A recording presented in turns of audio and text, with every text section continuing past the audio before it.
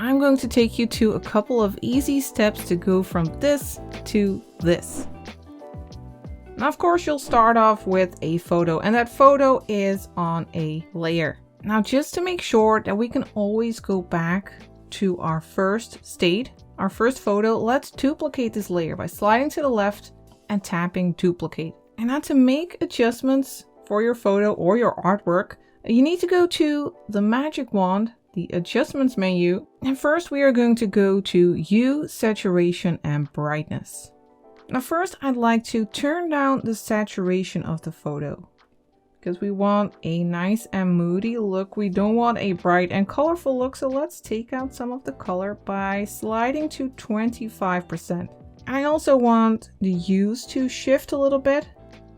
And depending on the photo, you might need to make the shift a little bit different. I'm going to shift it to 41%. And you can see that right now we have these warm yellow tones, almost reddish. And we got some greens. And this is a nice color combo for our dark and moody image. Next, we'll make another adjustment. First, tap the magic wand again, and then tap it again to get back to the adjustments menu. And this time we'll go to curves. And you'll see that you have 4 options. You can go for gamma, red, green, and blue. Let's start with red and tweak that. Now again, if you are using a different photo, you might need to make the tweaks a little bit different. But what you need to know is that on the left side, you see the dark colors. These are the dark values. And when you move to the left, you see the lighter colors, the lighter values. And in this case, it's for the reds. Now, if you want the light values to be even lighter, you can use that curve, add a little dot, and move it upwards. And now the reds, the lighter reds will become even brighter.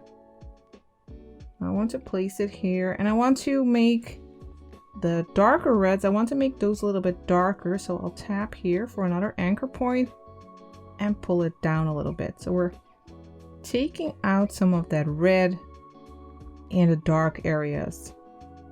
So if you pull this up, you get more red in the highlights, less red in the highlights. We want a little bit of red there, so we'll place it around here. I also want to do this for the blues. Let's use this anchor point and get more blue in the shadow. So these are the darkest values, and when you push it up, you get more blue there. We don't want too much. Let's place it about here and then make an anchor point over here to make the shift more gradual, like this. Now let's also go to gamma. These are all the colors together. So for this curve, if you just make an anchor point here, you're just making the light colors lighter, and over here you make the dark colors darker. Let's just make a very slight S-like curve. So we're making the highlights a little bit lighter and the shadows just a little bit darker. So you can increase the contrast this way. Now let's just take a look at the before and after. This was our before, a little bit warm, yellowish. And this is the after, which is already a lot moodier. But we're not there yet. We can do more. For instance, let's add a texture. Let's go to the wrench, then go to insert a photo under add, and let's add this dark texture. I have linked both photos in the description if you want to use the same. And now our entire canvas is covered by this texture. And I'll go to the layer menu. We'll tap this little N and we'll scroll up to multiply. And then let's turn down the opacity by using the slider and let's set it to 60%. Now you can see that this texture is making everything darker, but we don't want it to be dark everywhere. So let's go to that layer, tap it, and then use a mask. Then let's go to the color menu, double tap her at the bottom to grab black and drag it onto the layer. And now you can't see anything of that inserted image of that multiply layer. But we do want to see something. We want a little vignette around the edges. So let's go and grab white by double tapping here. And then for our brush, we are going to get a soft brush under airbrushing. The opacity for this brush is at 60% and I have the size set to 25%. And now let's just go along the edges, darkening those up. And you can make multiple strokes, gradually making it darker. But leave the center alone. We're just darkening the edges.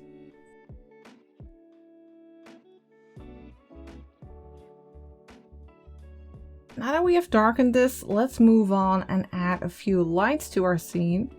Let's make a new layer on top of this one by tapping the plus. And for our brush, let's grab a luminance brush. Let's grab the light pen. And for the color, I have these colors in the description.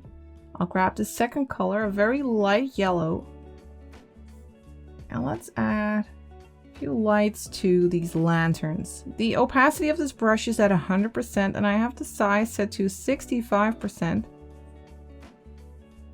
Just go along these lanterns, adding some light. I'm not sure if these are lanterns. Let's just guess here. Just a few to make it appear as if it's getting dark. Now to make it blend a little bit more, you can go to the magic wand, use Gaussian blur and slide to the right just slightly. Let's go for 3%. Then we'll make a new layer on top of this one by tapping the plus. And we'll grab another brush. It's a brush that is in my free treasure chest brush pack. There are more than 70 brushes in here. If you go to freefromflow.com, you can get them all for free. And we are going to use this Sprinkle 1 brush. And for the color, we are going to use that pink that I have in this color palette. The opacity of the brush is at 100% and let's set the size to 2%. And now let's add some light to these cars.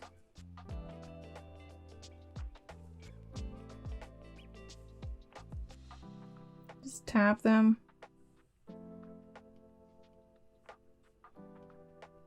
You can double tap them to make it even lighter. Let's go even smaller. 1% for these cars in the back.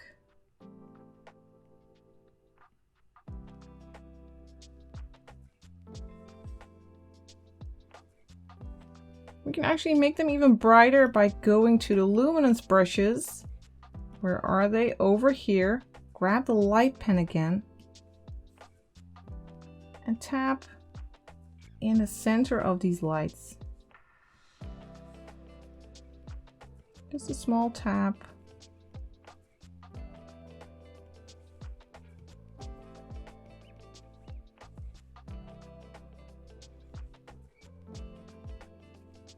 And this one, let's not forget this one. Now let's add even more vignette. Let's make a new layer on top by tapping the plus. Then tap the N and set this layer to multiply.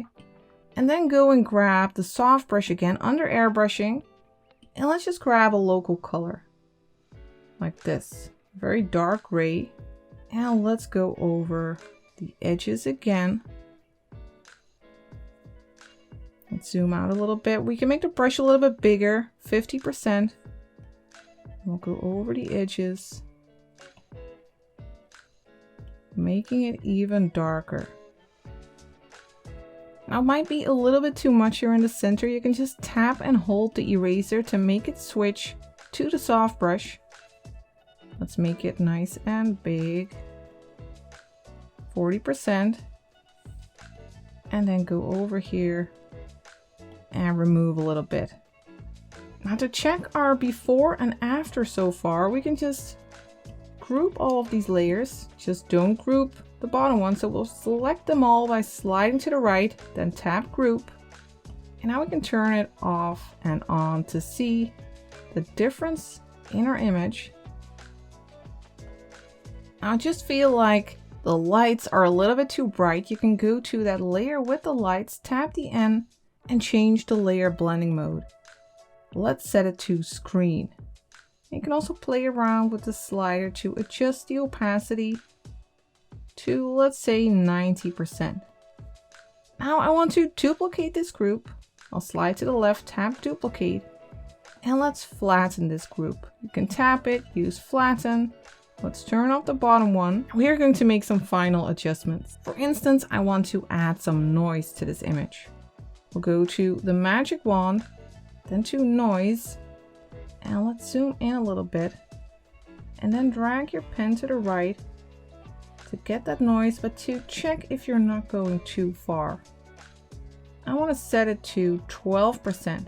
I'm not touching any of these settings. I think it looks fine like this. And then let's also sharpen our image. We'll go to the magic wand again and then to sharpen. Again, let's zoom in, slide to the right. Let's go for 25%. And then for a final bump in the contrast, let's go back to curves. Go to gamma, turn down the shadows, and turn up the light areas. Just a little bit. We use multiple handles to get more control. And make like a slight S-curve again. Then tap the magic wand to get out of here. And then let's check the before and after. We can turn it off and on. And you can see that we have created a dark and moody photo in Procreate on your iPad. If you want to see more photo editing tutorials for Procreate, then do let me know in the comments. Also, don't forget to hit that thumbs up. It's a super easy and free way to support this channel. But if you want to support us even more, if you want to make sure that we keep creating these videos, then go check out our Patreon page, where you can find more than 100 Procreate tutorials, including some photo manipulation tutorials actually. So be sure to check that out. I will leave a link in the description, and I will see you next time for the next tutorial. Thank you for watching.